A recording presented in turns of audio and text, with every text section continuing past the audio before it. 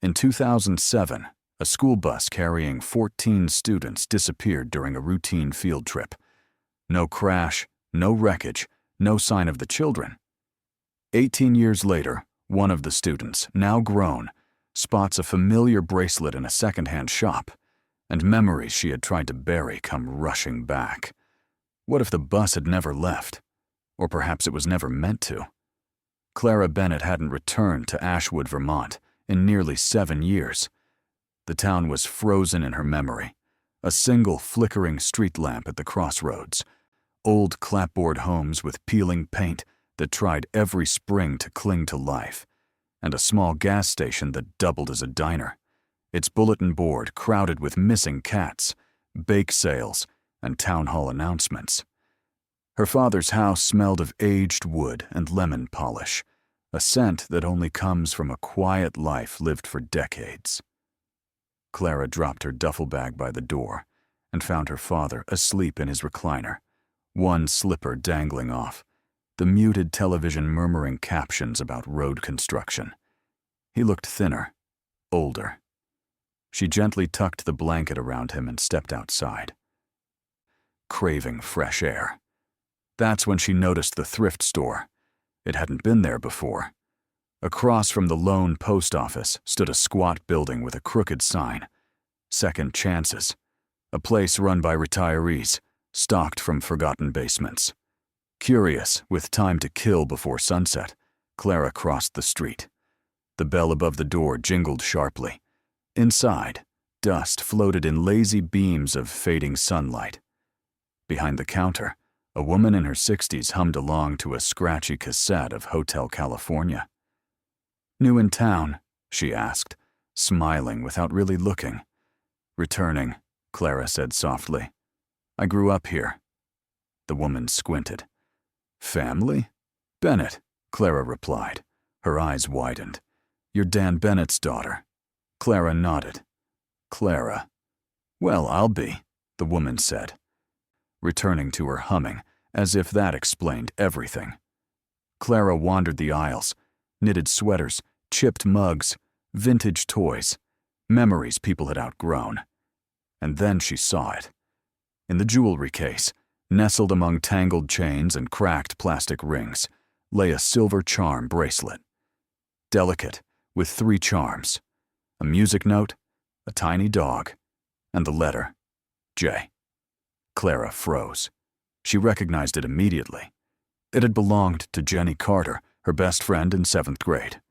Jenny had sat behind Clara in math, whispered during roll call, and always smelled faintly of cinnamon gum. She was funny, insecure about her teeth, and never took that bracelet off. Except Jenny hadn't returned from the field trip, nor had the other 13 children. It had been a school trip to Maplewood Forest Reserve, one bright October morning in 2007, and the bus never came back.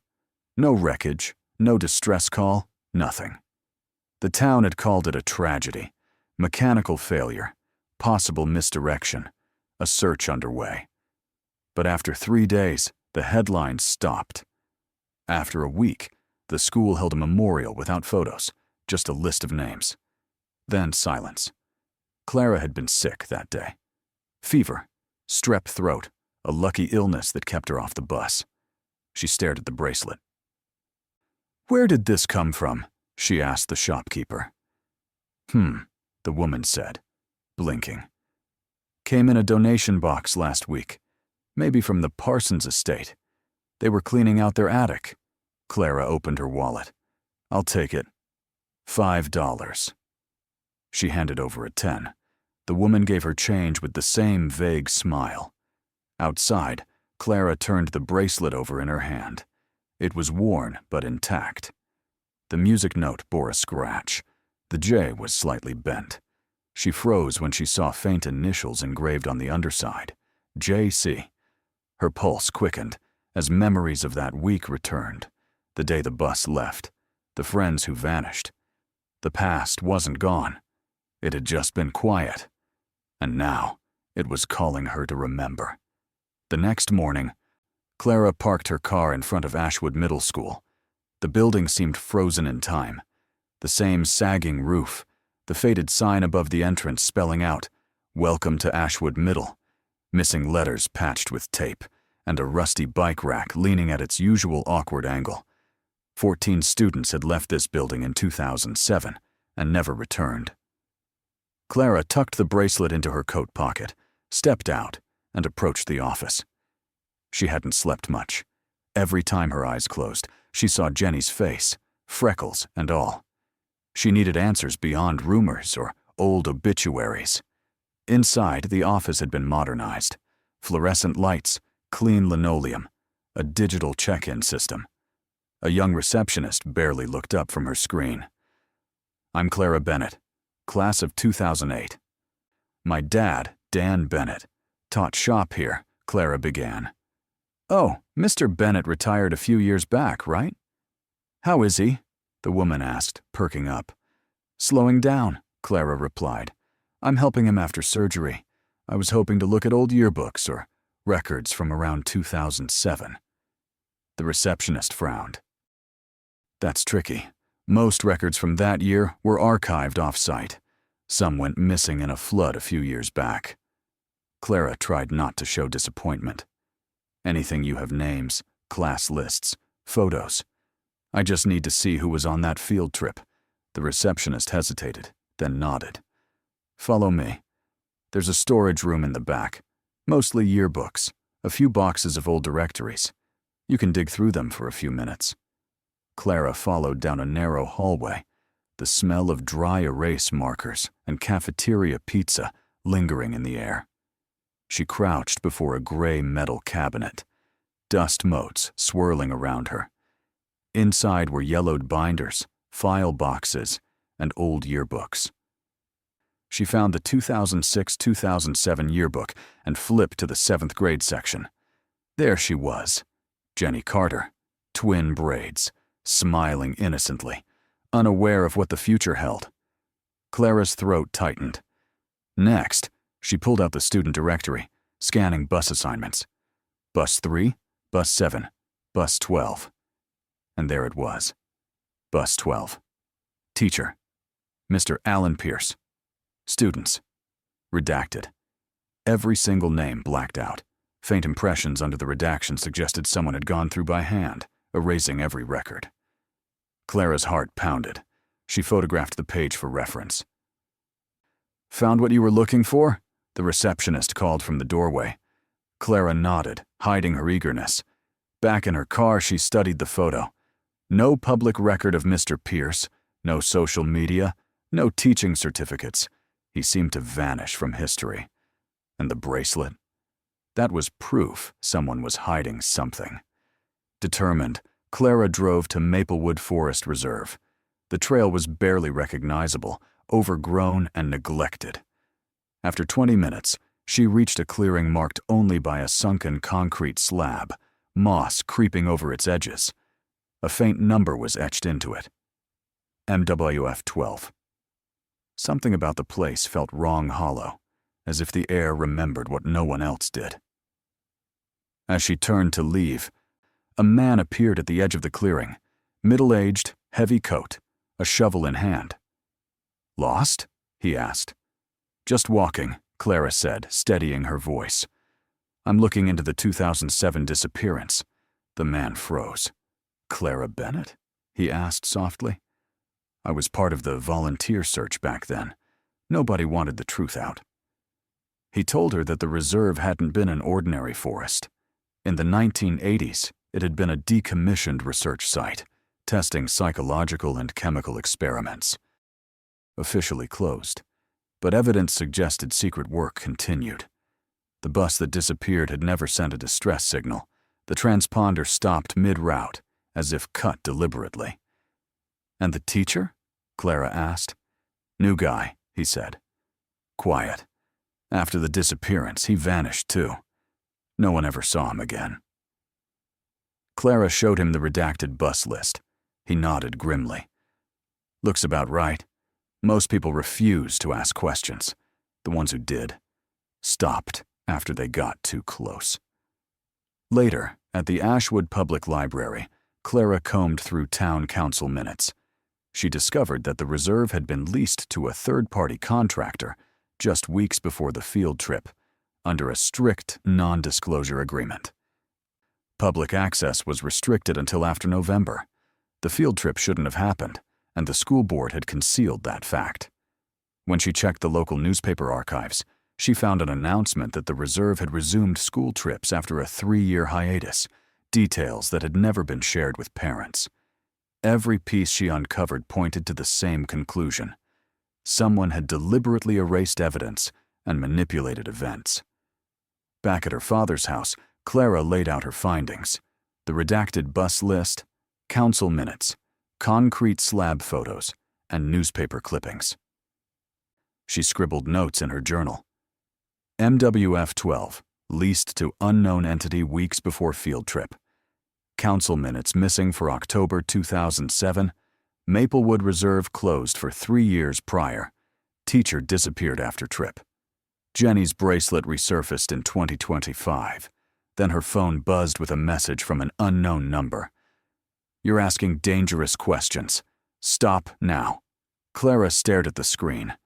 The past wasn't done with her, and she wasn't done with it. Clara couldn't sleep that night. The bracelet glinted on her nightstand, a small, stubborn reminder that the past wasn't done. By dawn, she was back on Maplewood Forest Reserve, flashlight in hand. The trail seemed narrower, the trees closing in. 20 minutes in, she spotted another marker, MWF 12, but this time, a freshly disturbed patch of earth nearby. Footprints. Not old, not faded.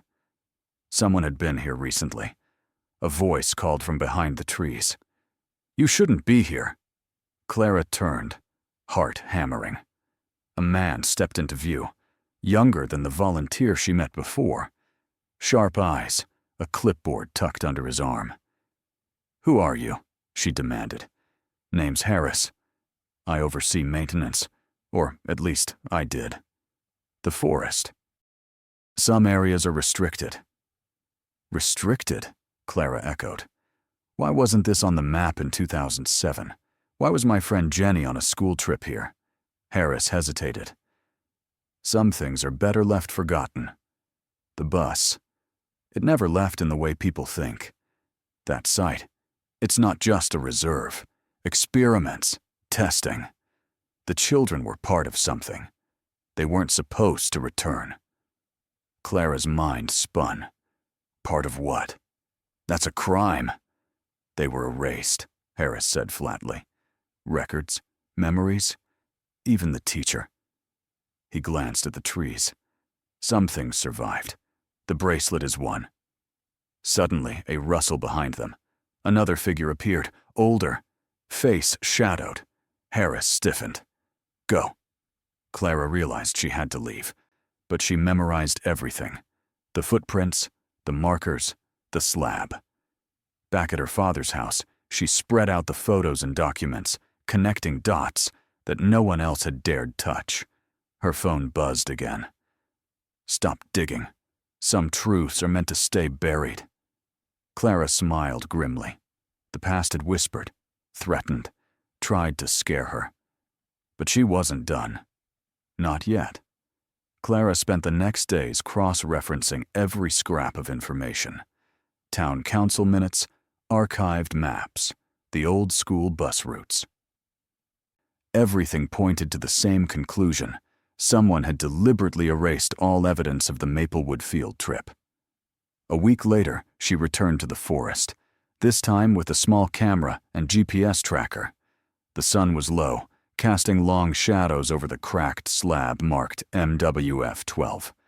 She noticed something new, a thin wire buried in the dirt, leading into the trees.